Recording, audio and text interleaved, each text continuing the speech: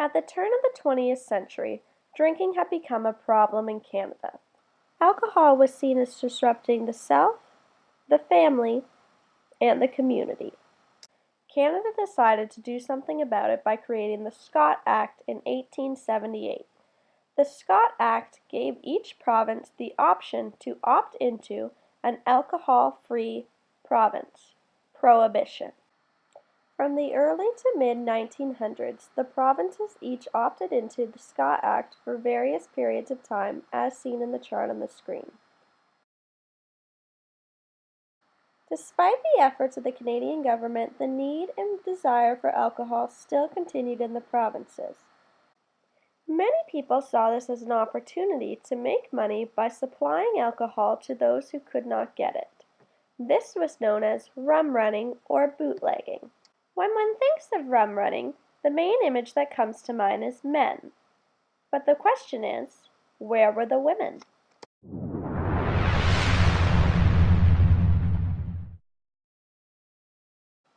Many of the women during Canada's Prohibition were members of the Women's Christian Temperance Movement. The WCTU was created in 1874 in Ontario, preceding even the Scott Act. The WCTU believed the abuse of alcohol led to unemployment, disease, prostitution, poverty, immorality, and they campaigned for the legal prohibition of all alcoholic beverages. Helping me to abstain from the use of all distilled, fermented, and malt liquors, and that means wine and beer. I don't drink, and I will do all I can to keep you from drinking. Amen. Amen. Amen. There was a large support advocating for prohibition with the Women's Christian Temperance Union. Many women also participated in rum running. In fact, the term bootlegging itself comes from the concealing of a liquor bottle in high-top boots. Many women would turn to bootlegging as a means to support their family. Female bootlegging was considered more deadlier than male because women would do whatever it took to support their family. On a small scale, women would carry alcohol in baby carriages, luggage, and even on themselves underneath their clothing. This made it difficult for authorities to apprehend women because in some places it was illegal to frisk a woman. This meant even if authorities suspected a woman of carrying alcohol, there was nothing they could do about it. Even in places where it wasn't illegal, it made it extremely difficult for officers because they were hesitant to do so for fear of the woman claiming assault. Women were also often able to flirt their way out of an arrest from a male officer. This called for perhaps a greater need for female officers. Despite the difficulties in apprehending female bootleggers, many did get arrested. However, even when arrested, females managed to get reduced sentences or no sentence at all, on the basis that they were doing it out of necessity to support their families. This meant in larger rum-running operations, many groups liked to have a woman involved, because if apprehended, in theory, the sentence would be reduced. An example of this is the case of Philomena or Florence Lysandro. Florence and her husband were drivers for the well-known Emperor Pick, who was a renowned and successful rum runner in Alberta, Canada. In September of 1922, Constable Steve Dawson had shot Piccarello's son in the hand.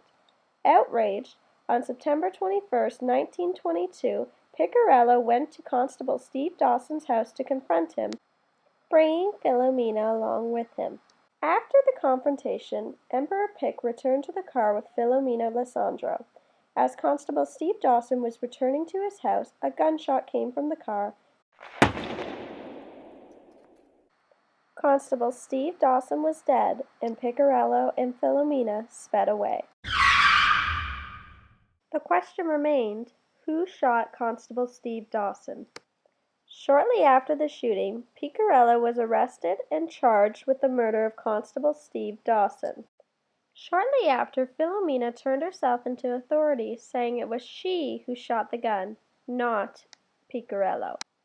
Both Philomena and Piccarello were tried for murder in the first degree, and both were found guilty. Philomena and Piccarello were sentenced to capital punishment in Alberta. Both were to be hung. After the sentencing, Philomena's fate was sealed, but it is at this time that she changed her story. She said that in fact she was innocent and that she had not fired the gun. Instead, she said Picarella had fired the gun and asked her to take the fall because he believed her being a woman would get a lesser sentence. Philomena pleaded her innocence and tried to get her sentence reduced. Although authorities sympathized with Philomena, authorities believed it was too late to change their decision. They believed if they let Philomena off with just a life sentence, it would allow for women to be used as tools of all outlaws, which would increase the rum running problem in Canada. It is for that reason that the decision was upheld and both Picarello and Philomena were hanged to death. Philomena was the only woman ever to be hanged in Alberta. This shows just how strongly the government wanted to crack down on women bootleggers. They thought it was essential that Philomena be hanged to prove a point that women would no longer get off easily for their crimes. Although under negative circumstances, the case of Philomena shows a more equalizing status of men and women in Canada. A woman's sex would no longer be defense enough to get off for her crimes. A woman would need to prove her innocence just like a man. Beyond her role in bringing light to women's equality in Canada, Philomena was an excellent example of a female rum runner in Canada. She participated in rum running and even went to the lengths to admit to a crime she didn't commit to protect her employer. This again shows just how dangerous women rum runners were. Philomena proves that women were not just advocating temperance nor passive bystanders.